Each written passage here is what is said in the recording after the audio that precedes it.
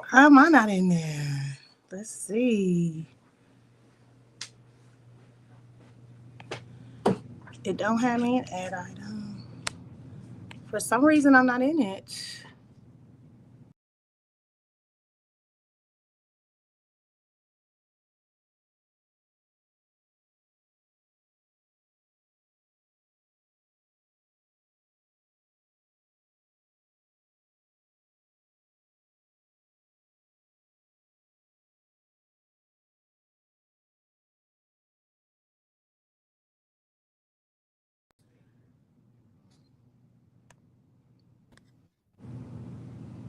Hi. Hello, I got you added to stage, but for some reason, we can't see. I can't see us. So hold on. Okay. Let's see. I apologize. I'm gonna leave, and we're gonna have to come back and just restart Okay. again. Okay. Apologize. Okay. Okay. That's okay.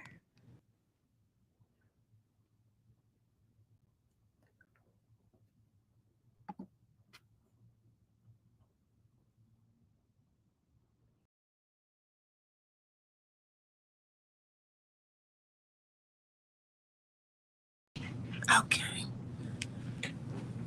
All right, guys. Thank you so much. Thank you so much for joining me today. I apologize for the technical difficulties. I'm just waiting for my guests to come back online.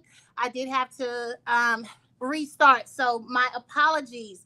But while we're waiting on Kalina to get on board, back on board with us, I just want to let you know during this broadcast you can support my page by sending stars, a digital gift that helps me earn money.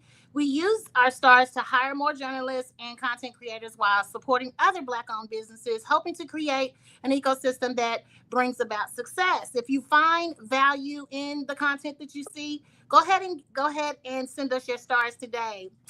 Hello, let me get you added on here. All right, how are you doing? I'm good. How are you? Welcome, welcome, welcome, welcome. Thank you. Um, my apologies for the beginning. You're okay. But guys, we do have a special guest today. I'm gonna go ahead and give you a short introduction, and then we'll go from there. If that's okay. That sounds good. Cool. Now my banners don't want to work. All right. So today we have Kalina Kimbro. She's a parent first, professional after, passionate about creating affirming spaces for Black and LGBTQ plus families. A Chicago native, now based in Atlanta. She's the founder of Beta Delta Phi. I'm sorry.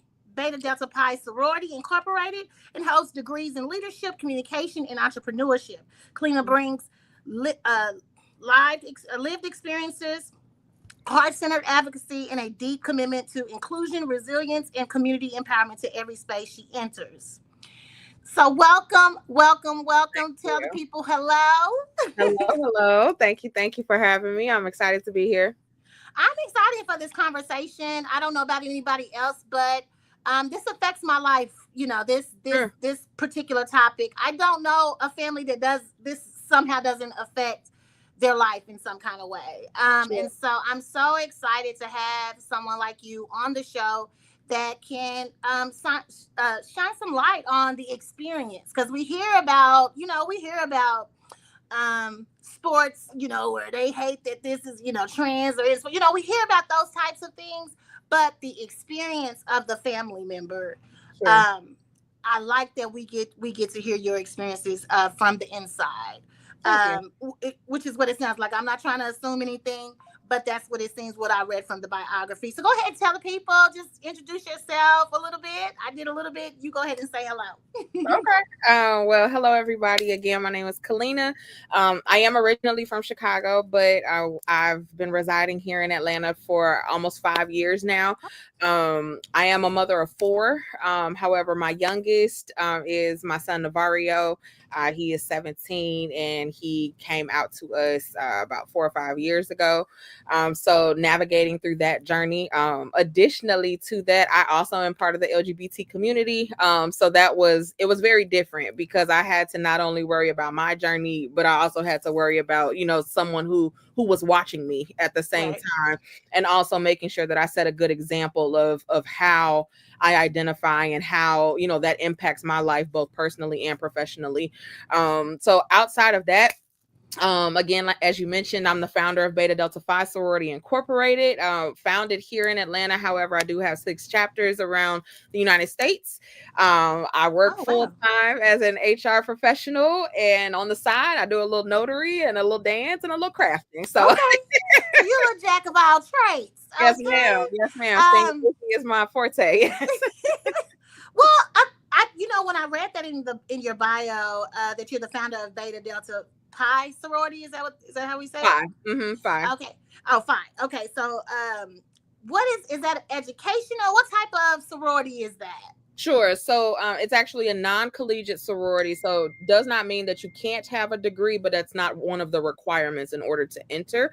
But we welcome women from all walks of life. Minimum age is 25, but we are a service-based nonprofit. So we're doing community service, not only in our local communities, but we also come together quarterly to do a philanthropy that we've started called the Beta Blessing Bags, where we locate organizations throughout the country and we supply either, housing essentials, non-perishables, whatever the greater need is. And we do that by, again, collecting donations and then also fundraising on our own. And it's been a really big hit. We're only about 3 years old now, so still fresh. But how many members do you have currently? I was just about to say we have 10 members currently. And we're also in recruitment as well. So looking to grow and glow. What's y'all colors? Actually, what you have on, that baby blue and kind of gold, those are our colors. So it's old gold, Carolina blue, and then black. Okay. All right. Well, I love that. Is it just open to just female? Yes. So you do have to identify technically as a female. And our reason for creating that kind of space is because we do know that there are other spaces for more like masculine presenting women as well. But again, we are not an LGBT sorority exclusively. The founders, myself, as well as my 2 co-founders are a part of the community, but we welcome, whether you are or not. Okay. Gotcha. And what is, so it's community based. That's the whole reason you thought to be a founder of a sorority. Was it you didn't feel inclusive anywhere else, or is it just this is just? No, that's a good question. So we focus on 3 main things: service, integrity, and empowerment. I feel as though, sororities at the foundation, everybody's looking for a sisterhood. Everybody's looking for a group of women where they have like-minded individuals. So to elevate that just a little bit, yes, we want to encounter women who, we can kind of lift them up to their full potential, and also so that we can have a support system as well.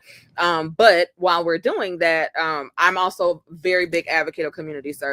I've served in various capacities throughout the years. And so that's been one of the main things is how can, I leave an impact on my community, obviously, but how can I reach others? And so and bringing in the new members, you get different ideas, you get different perspectives, and you get different connections. So a lot of the people that we've been able to network with or collaborate with as far as from a donation standpoint, I may not have encountered, had I not known my sorors. So it's been really great. I can't say anything bad. That's awesome.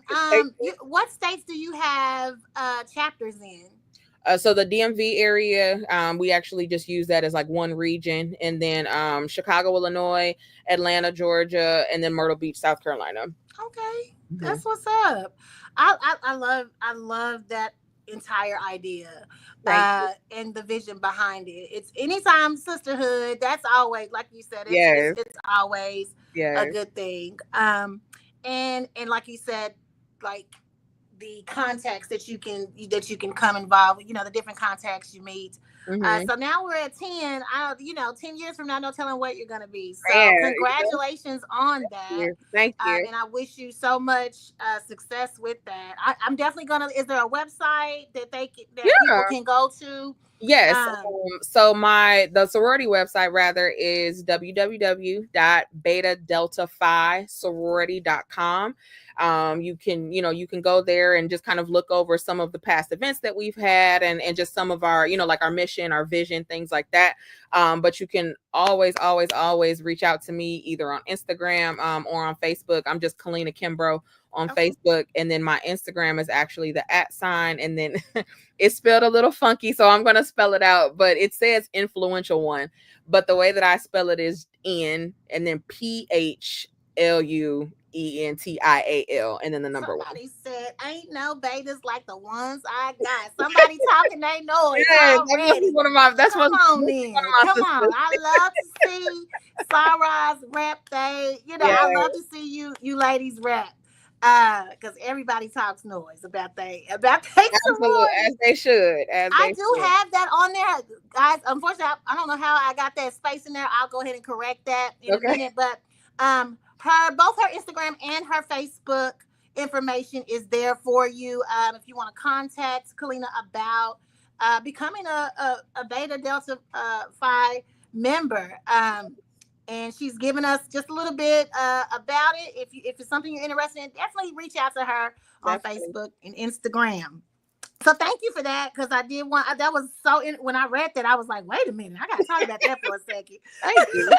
Because your girl did, I went to school, I got a degree, but I didn't pledge, you know That's what I'm saying? So okay. now you're at that age where you're like, I Yes, kind of want to pledge, I kind of want to belong to something else.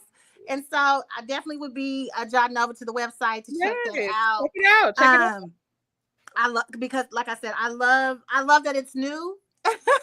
I love that, Yeah, we because have I we wouldn't haven't know. been I don't tarnished know just that yet. anybody would have thought of that. I've heard it's like some religious ones, Yeah. but that's cool. Thank Um, so how did you become an advocate? It was because of your situation for yourself, or was your situation for your son? How did you come about being an advocate for the LGBTQ plus community? Sure. So I will say that it actually started back before I actually came out. I didn't come out until I was an adult. I had kind of the ideas, some rumblings in the mind type of thing, but I grew up in a very religious family, so I just wasn't sure if that was the thing that I wanted to do. But because of the fact that I felt so, for lack of better words, closeted, I knew that as I got older and I became more confident in who I was, that I wanted to kind of create that same space for other people. So fast forward to when I had my son, because my son is my only biological child, but I do have three children through marriage, three other children through marriage. When my son was first kind of going back and forth with his identity and saying that people might have been making fun of him because he was too nice, or what's wrong with you, why don't you like the things that we like. I wanted to be able to again like make him comfortable with whatever decision. I didn't want for him to have those same struggles that I did in, if I come out, then what? Will people still accept me? Because I mean, those are valid questions that anybody will ask. But I knew that it was important for him again to feel supported, to feel the love, to feel wanted, whether he was out or not, because to me it didn't matter. So I will share that he actually shared it with his dad first. Mhm. He said that he felt like might have been the harder conversation than myself, which Mhm. is understandable. But then Definitely. once he identified that, and he kind of looked at me in the like, "Are you okay?" kind of look, and I was like, "Well, how can I judge?" Right. So I was like, "No, here you are safe," but I also want to give you the realities. And Right. so I've been talking to him as well as some other youth that are coming up, and again, just figuring their way.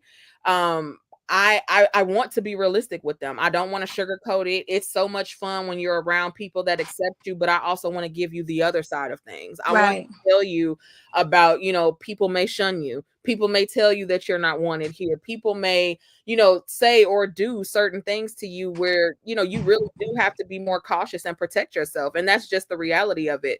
And so having those real conversations, also again, talking about my experiences, being a part of the community in the corporate world, like that is not easy. I already had, 2 strikes against me being a woman and being Black. So then, Right. add something else.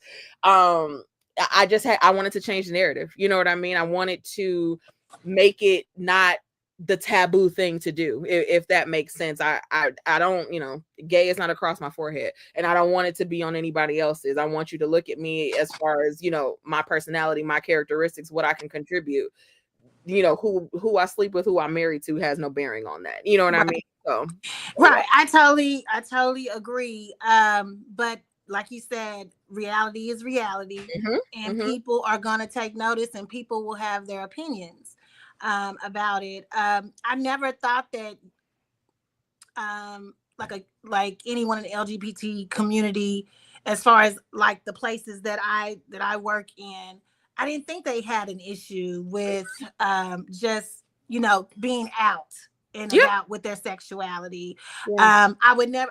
I guess I feel like everything is so inclusive now. Everything is so out, and everybody is accepting of everything, that they didn't have, that they no longer had issues in different workplaces, in certain workplaces. Sure. Like in some workplaces, I would imagine it, but in a lot of them, the ones that I have dealt with, the industries that I've been in, I didn't think it was an issue. But to hear you say, hey, sometimes I still feel a certain type of way, or I'm treated a certain type of way because of it. That's hard to hear with the day and age as it is. I hate that. And I want, and I hope that your experience changes. Because for me, this became up close and personal with a good friend of mine.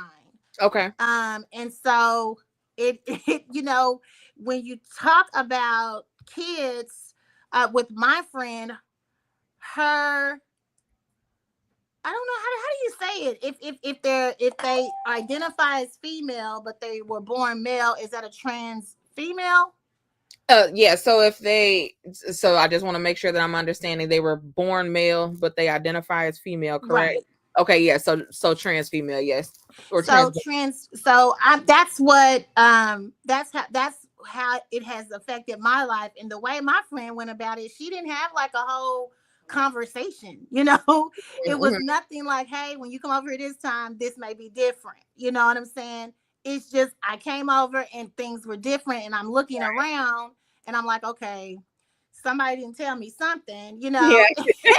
And so I didn't want to say nothing right then, you know what I'm saying? Because it's the family and friends are all around, but I want you to know I noticed something different. Right. Because me being your friend, I need to talk to you about this, because I gotta talk about it, because I just can't just accept the fact that this used to be my nephew, now this is my niece. You know what I'm saying? And so that was kind of, for me, the eye opener. Sure. And then just hearing what her side is, and how she had, not had to, but she lovingly accepted everything. And not only that, what I realized when I went there, I'm like, not only is she accepting, but everybody that she has in her surrounding family and friends, all of us accept it, and we don't, it's no big deal now. That was 5 years ago. It's no big deal now. But 5 years ago, I just remember on my drive home from just feeling like, oh my God, how am I explaining to my daughter that she used to play with her? But then when I get to my daughter, she was like, yeah. Right. Already know. That's usually how it goes. That's usually how it goes. It really was like just such a, people talk about, okay, kids at age 12 shouldn't, but no, guys, because like we knew what, like my niece, my own personal niece, we knew at age 5. It was no problem when she finally decided to say something about it. We was waiting on her, So funny story when you say that, because, and I don't know if that's everybody's experience, but I can say that at least for myself, it was obvious. Like I was like, I'm just waiting on you to figure it out. Right. As a mom, that's what I was gonna ask. Did you know as a mom? Like, okay. Yes. So naturally, a lot of my friends and family were like, well, it's because that's what he's around, so he's just kind of picking up what's in his surroundings. But I disagree. I disagree because of the fact that I grew up with my niece and we knew at age 5. And at age 5, I can remember her being 5 and thinking to myself, that was gonna be her reality later. Exactly. And it wasn't. She was in a 2-parent home. The people across the street, which was me and my ex-husband, 2-parent home. That's all you see. So it's not really that at all, And that's, for me, is where I was like, okay, this got to be something way before. This is something that God has done. This is now there are some ways where I can understand people having different doubts about that because of the fact, like you have a child, that means you had a heterosexual relationship at one point, and so people think, okay, the world done changed your mind, but they don't know that you've been having those thoughts in your head probably since you was young, and because of your relationship with God, because of your relationship with your family, the religion side, it stops a lot of that, It does. And I mean, again, everybody is different. Obviously, their thought process is going to be different. What I can say, at least for he and I've had the thoughts, but again, like I also had kind of the worldly things, like, okay, is my mom going to still talk to me? Or right, look at me the same way, So I was battling with, do I be myself and potentially lose everything that I know? Right. Or, do I try to, assimilate to what they want? And ultimately, once I was old enough, I had my child, I would, and long story short, we weren't necessarily in a relationship. It was kind of an accident. So once I had him, and I was like, okay, like one thing that I owe him is authenticity. One thing that I owe him is making sure I show up as my full self. Absolutely. And in order for me to do that, I have to come to terms with, this is truly not really, not what I want. And that's not what I've desired for a long time. And so now you got to come to terms with it. And so I did that. But again, for him, this is a different day and age. Granted, I'm almost 40, but the kids that are growing up now, everything is so like extreme, and they feel and experience things so early now. So I was just like, who am I to tell him what I know? Because again, that's just based off of my perception. But yeah, dancing at to single ladies at 3, I was like, well, okay, it's fine, but maybe we might want to think about that. And I even my niece, my friend's daughter, my niece, at a young age, I knew something. I thought possibly gay, but for it to be trans, that's a whole nother. That's a whole nother monster. That is. And what I do know is that no one is going to choose that. Like, there is no way that a person would just choose to do that unless that's really, really and truly how they're feeling. Because, that's a lot. It's a lot. No, it's a lot. It's a lot as a kid when you have to look at yourself and not see yourself. What I mean by that, when she looks at older pictures, she doesn't like looking at older pictures of herself when she was younger, because she's not looking like a female. And so that bothers her. And so we don't even think about all that. Like, nobody wants to put up with nobody would in their right mind would want to even put themselves, their family, and all of that through that, unless it is what it is. And so lead with love, y'all. That's what you got to do. You got to lead with love. Honestly, lead with love, and leave the judgment to God. And so that's it. Yeah, because suicide is so high in this community because of the fact of them wanting to live a lie because they can't come all the way out, or I'm not going to lose my child over his or her sexuality. Right. I want my child to be just as happy as I am. And so whatever that looks like, I'm going to have to accept it. Yes. And so, and that's it. You just gotta, I pray on it and keep on You moving. keep it moving. You Yes. keep on, you keep on moving. What does it mean to you to raise a queer teen as a queer parent, and how has that shaped your relationship with your son? Sure. Well, it's interesting because it definitely has ebbed and flowed. I will say that. So one thing is accepting of, this is how you're identifying because he identifies as gay. Accepting that was a no-brainer. It that's cool. But next, like what else you want to talk about? Right. I think he might have been, looking for this whole ordeal, and I think he did mention that he's like, on TikTok, I was, yeah, I'm not gonna do all that. So that was fine. However, I have also had to learn my child all over again because Mm. now he is being his true self. Now Authentic.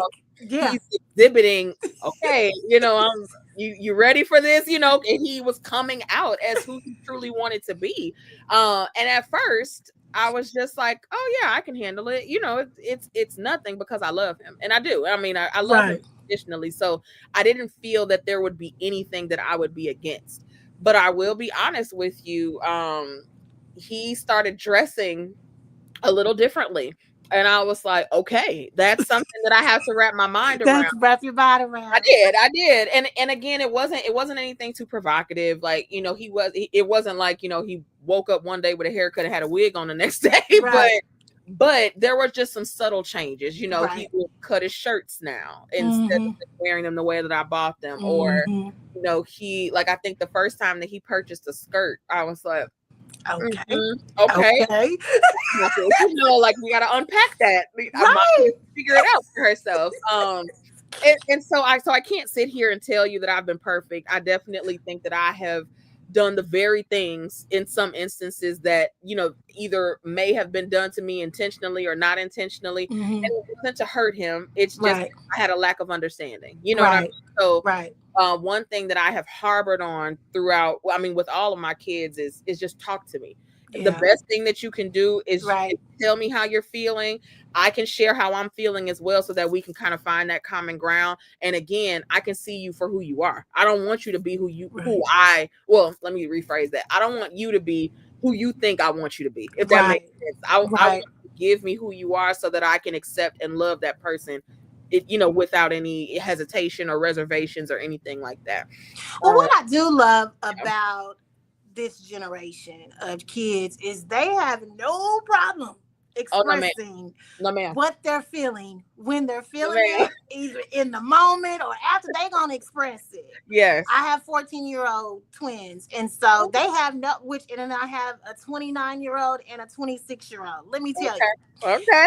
It's totally different. I mean, they will come out and say exactly what they need from mama, or whatever mama's not doing right, the twins will. Have never had a problem with that. My other kids, I had to have that, conversation where the grown kids talk to you about how traumatized them as a kid. I had to have that conversation. Well, I have those types of conversations all the time with the twins because they are just more outspoken. These kids, they are going to tell you how you feeling, so you have to actually be ready for it all sometimes.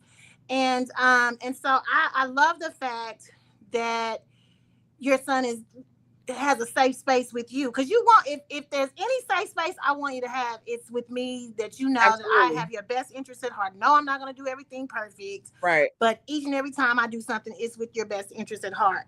And so I think that's what you're providing, and I love that. How do you create affirming spaces in your home and community for queer Black youth? So in my home, I can definitely say again, like, the communication piece. Like, a lot of parents that I've either talked to or that I just know are like, so you talk to them really that much? Yes, I do. I create the spaces. I'm putting up the reminders in the bathroom mirror. I'm sending notes in the book bags. Like, I'm doing whatever it takes so that they know that mom loves them, and whatever else is going on outside in that world, like, it don't even matter because I got you. And my partner is the same way. She is very much like, you want me to beat them up? Whatever. We always have your back. But as far as like other queer Black youth, what I've tried to do is, again, like gauge the audience. So I might go into a room and talk to some teenagers, let's just say, and whether they're male or female, and I'll just straight up ask, like, what is it that you need? Is it that you need additional support? Is it that you need a safe place to figure out if this is truly what you really think it is, or is it just something that you saw somebody else doing? And if it is, okay, so how do you want to preface this? Do you want, support talking to your parents, or just kind of, again, being that advocate, that mentor for people who again, like, just don't know, and they don't feel comfortable talking to those that are close to them. I think that that's always been important. And again, not sugarcoating. I cannot stress that enough. Like, I'm not going to tell you the fluffy things. I'm probably going to scare you and then be like, you ready? Like, ready. Is that good enough for you? Can you handle that? So, I mean, for your son, it's just like what you were saying. He already starts out with so many strikes. And so you have to prepare him. Yes. And so I love the way, and you're preparing other youth. Hey, Ashley White is here, and as well as George Warren. I want to make sure I tell you guys hello and thank you for joining us. Make sure you tell me where you're from. I love to see what cities everybody is from. And again, if you're enjoying this conversation, go ahead and hit that share button. Hit the share button while we have Miss Kalina online. And if you and again, I have a special guest, but my second special guest is the audience. So if you have any questions, go ahead and throw them in there in the comments, and we will get to them. And so I'm gonna go ahead and go on. What challenges or moments of growth have you experienced navigating systems like schools or healthcare as a queer family? Oh, that is a good one.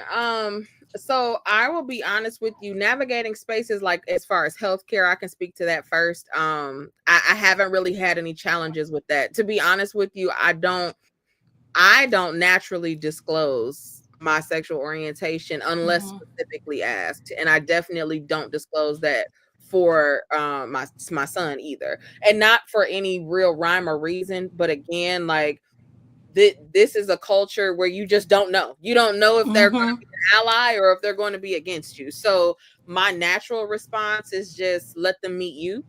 And then however that then goes, if you feel comfortable sharing, then do that. Because again, I don't want you to be afraid, of who you are. But at the same token, you still have to be mindful, So, but thankfully, we haven't really had any issues with that. Where I've primarily seen an issue, as far as he's concerned, is in school. He was for a year at a particular school out here that just didn't understand, and that's the best way that I can say it without too many curse words. It just didn't understand. So when and let me tell you something. My son is not afraid. Like he's the one feather boa. He is the one walking and telling you better not happen to me. Okay. So for his teachers and for some of his, like counterparts, as far as the students are concerned, they were just like, why are you so extra? Why are you so extra? And so that was hard. That was hard for me because I couldn't fix it. I can't go to school with you every day. You're about to be a junior. No, nobody, your mama can't go to school. So, what do we do? And then I wish you had an answer for me, because I had dealt with a student. I'm a teacher, and so I had dealt with a student that was just like, why are you so over the top? Why do you have to? And I used to tell him, I would be like, I know you just want to be seen, but your personality alone, when you walk in a room, if you don't say one word, baby, you are going to be seen. But then when you just do all that other stuff, it's just going over the top, and that's when it can work folks' nerves. You know what I'm saying? Because his personality, and it sounds like your son has the same personality, that when you walk in the room, people are already looking. We already trying to figure out what Diva talking about. What's going on? What's going on? And so, yes, I used to tell my student, like, just be you, just regular you. You don't have to do all that other stuff. Because that's what causes the bullying, or the, how they start, that it when you bring more attention to yourself, it may not be the attention you want. So that's true. So that's valid. It just may not be, and everybody is not comfortable. And so a lot of times, I mean, even us as Black women, it has nothing to do with our sexuality. When we walk in a place, people are already thinking mad Black woman or something like that. Yep, and it's already like that. So if we come in and we actually say the things that make them already say that about us, it's just, it doesn't add to the problem. Right. It adds to the problem. It doesn't take away from the problem. So, yes, but I do love the fact that your son has the ability to speak up for himself, because you don't ever want to, muzzle anybody from speaking up for themselves. So great conversation, guys. Again, I want to tell you guys, during this broadcast, you can support the page by sending stars, a digital gift that helps me earn money. We will use the stars to hire more journalists and content creators while supporting other Black-owned businesses, hoping to create an ecosystem that brings about success for all involved. If you find value in this content, which you should, go ahead and send us those stars today. Help us out. I got a couple of more questions. Okay. I know I've been long-winded with you, but this is such an interesting conversation. What challenges, how has your own coming out or identity journey influenced the way you parent? We might have already said that. Yeah, and that's what I was gonna say. I mean, like I said before, it's really just been big on like communication and making sure that we create those safe spaces. Now, granted, I did grow up in a family that I mean, we're very tight knit even still to this day.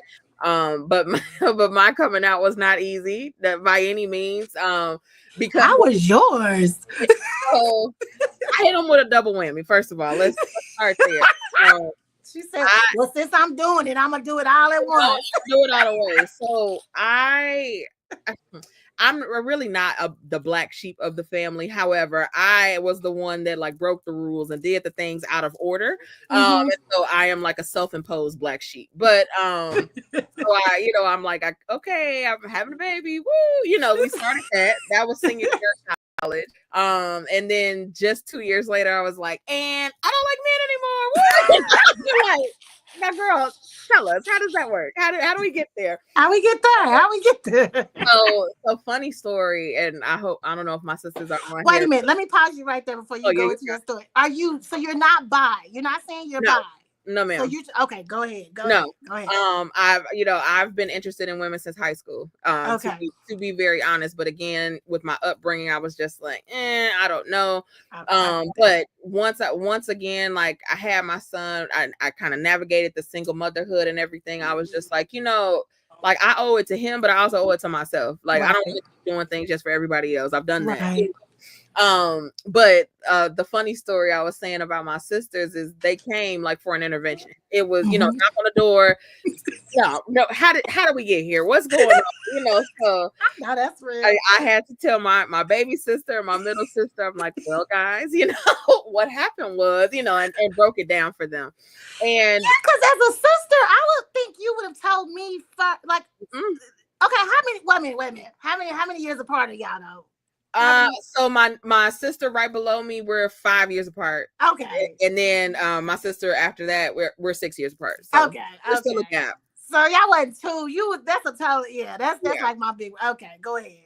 No, I mean, so that was really it. Like it just took. I don't want to say convincing, but in a sense, it just took convincing. Because yes, everybody was like, "Oh, it's a phase." She messed up because the son's father is not in the picture, so now some dude that made you change your sexuality. And it wasn't that. It really wasn't. I just, like I said, I was tired of living for other people, and I've been even in the midst of just figuring out what that looks like again as an adult, because at that point I was 23.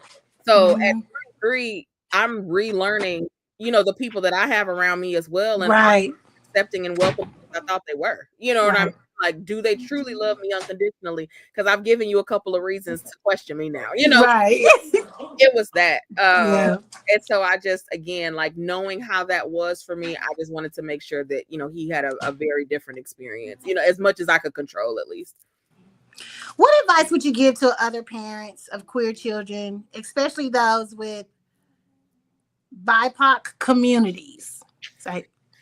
So one big thing that I would just say is it's okay to be afraid, because trust and believe, sometimes like I said, I have to sit and I'm like, and explain to me again what we doing now. Okay. So it's okay. That's natural. We understand that. But put the child first and not the label. That's the other Ooh, that's good. say, because Oh, that's good. that how we identify in the community and just how we identify in life, like, yes, that is a part of us, but it is not what makes us. You know what I mean? Like, there are so many other things that contribute to make the whole of a person. Right.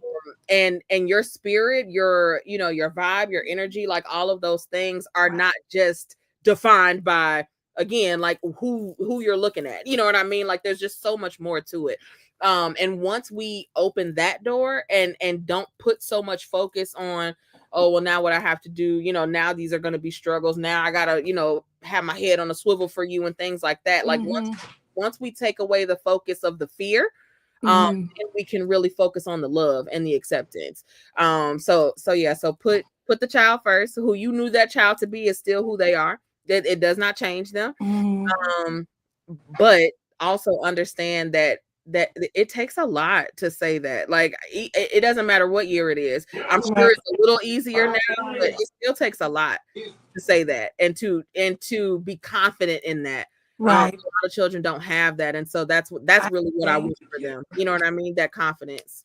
I agree. That's why I can't say enough that, guys, these kids are not choosing this. They are not trying to get. This is not the way for them to get attention. Okay, they can think a lot of different ways. Yes, a whole lot of other different ways to go about it.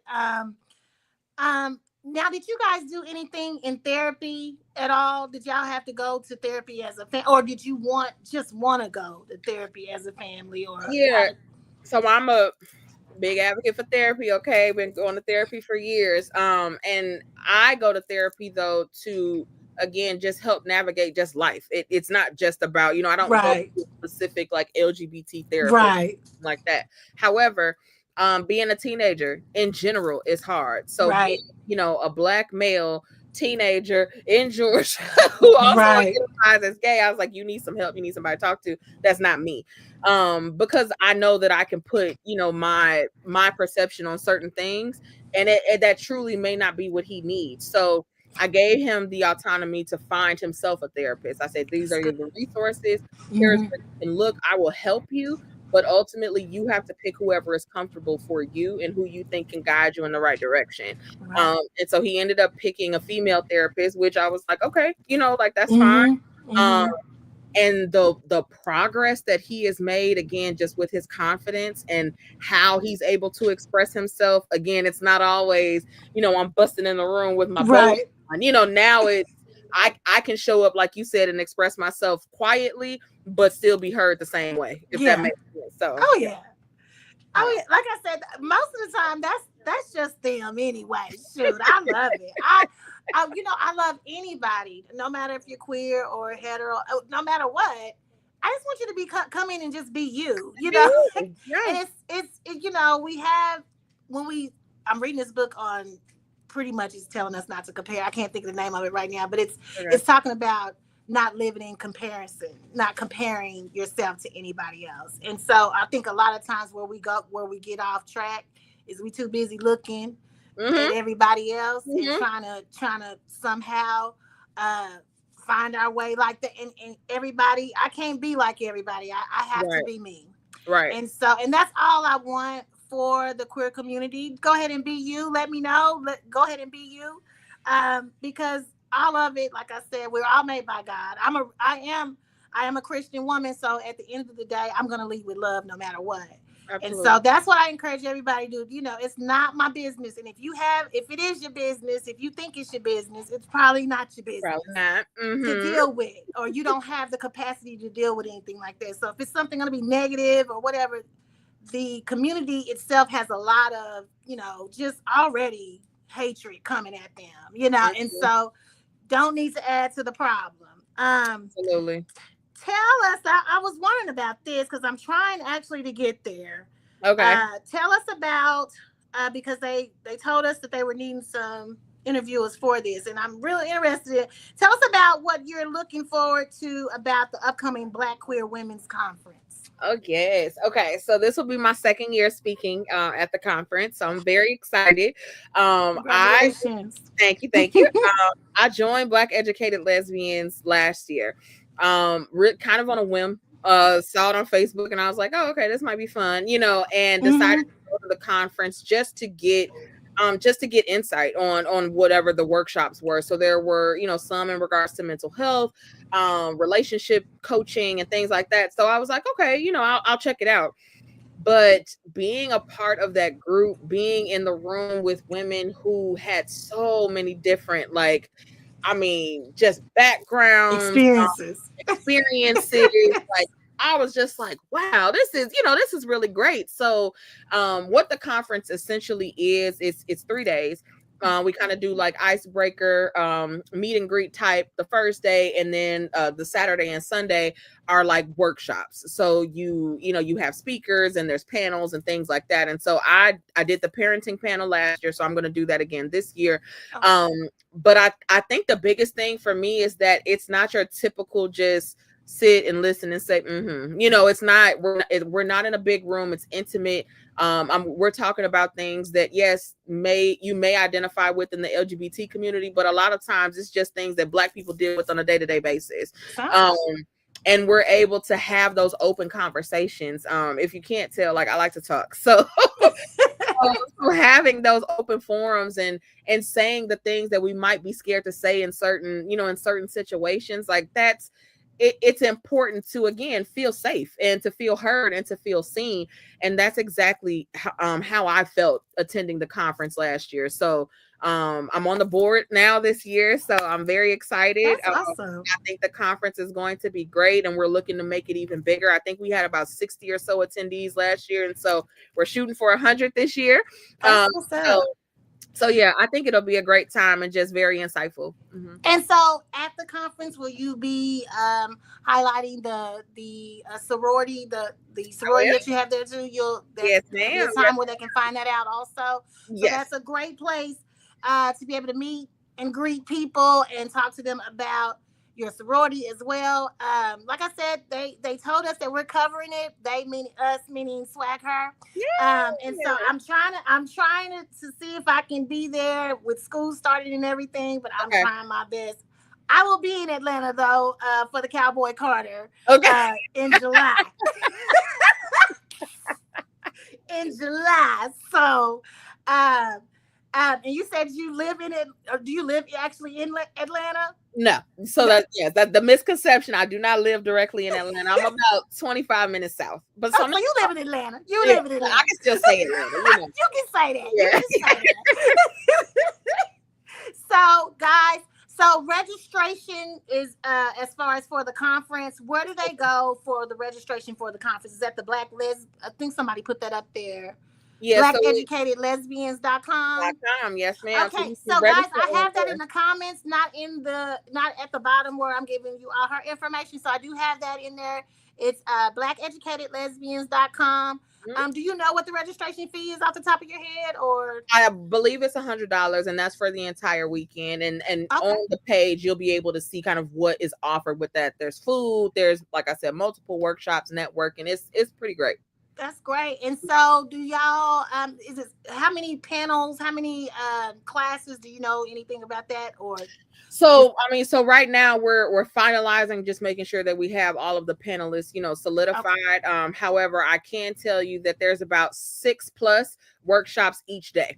And all of those are listed on the website. And as things change, obviously our founder is making updates for that. So you can pretty much get all your questions answered if you go to the website and check that out. But you can also reach out to the board as well, and our contact info is on there, so that if you have any direct questions that we don't, that we for whatever reason didn't touch on, we can add that, but we can also answer you directly. Awesome. I love this. Look. Thank you, Nicole. I see you, girl. Hey, locks are looking amazing. You got to be talking about. Oh shoot, she got locks too. I'm just gonna take that. Hey, let's do that. Hey. Okay. You better get you one of them. A girl Okay. with locks. Okay. Okay. And then, hey, Nicole, but thank you. Great interview. Ashley. Oh, she's putting, Ashley, you so good. BlackEducatedLesbians.com. Thank She's you. putting that website in there for us. So go over there, register, check out Kalina's Instagram or Facebook. You Yes, can find out more please. about the sorority that she's the founder of. I know I'm like Nicole. Look, we've been trying to What's up? do some things. What's So, up? so I definitely am going to check it out. I hope to see you. I believe they told us that's in September. Is the conference in September? The conference in September. Like the 20. What's the dates? I had the dates. 18th through the 20th. Look, I had my Yeah. son's birthday, 18th through the 20th. Beta Delta Phi Sorority Incorporated. You know what? Ashley, I think you talking noise. That's cool though. I like that. I love the pride. Yeah. Okay, and they colors is blue, and she said blue and gold. So Yeah. there you go. Okay. So, but this is it. That's all I got for you. Did you have anything else? You have been awesome. I appreciate this. This is fun. So yes, I appreciate you talking with me, and definitely giving me a small time to kind of shoot my shot with all the many things that we got going on. But this was great, and I love talking to you. So make sure we connect. So I will definitely do that. If I get there, I'm coming to look for you. Definitely. Yes. If I can get off, that's the only thing. If I can get off, it's right when school is starting. Hopefully, they ain't parent teacher conference or something like that. Or open house, and I'll be straight. Last thing, how has your experience been with Swag Her so far? Oh, awesome. I have no complaints. Very responsive. Everybody's been very pleasant, and you definitely are a vibe. So no complaints. Oh, thank you. Yeah. I love that. Thank you. All right. Well, I'm gonna let you go because I got things. We got Thunder's playing tonight. Trying to get ready for my team. All right. Well, you have a blessed week. And happy Juneteenth, ma'am. Thank you. Thank you. I like that. And it's my baby's birthday. So there you go. All right. You have a good one. Thank you. All right, y'all. Y'all see I got my Thunder shirt on. I'm ready to watch this game. So we can go on and get this over with. We can go on and what would be going up? Wait a minute. What is it? 3-2 right now. It's 3-2. Is it 3-2? 3-2. So we trying to take it on home to go by today. And I feel like today is the day. It's Juneteenth, Black Power. This got to be the day that we win this championship. Okay, Oklahoma City. So y'all know we did that. Tomorrow we have some Juneteenth events on the East, the 5K run. So meet me there. Yes, I said meet me there. I'm doing the 5K run. Got my kids running in the 5K. Got my kids' friends running in the 5K. So they may be running. I will be walking. But we're doing the 5K event. Meet us down at the 5K events on Juneteenth on the East. Y'all know that's anywhere between Northeast 23rd Street and Martin Luther King. And I believe, I don't know, I'm going to say Lottie. But if you're in that area, you should see us somewhere posted. All right. But you guys have a wonderful day and enjoy your Juneteenth. Be blessed.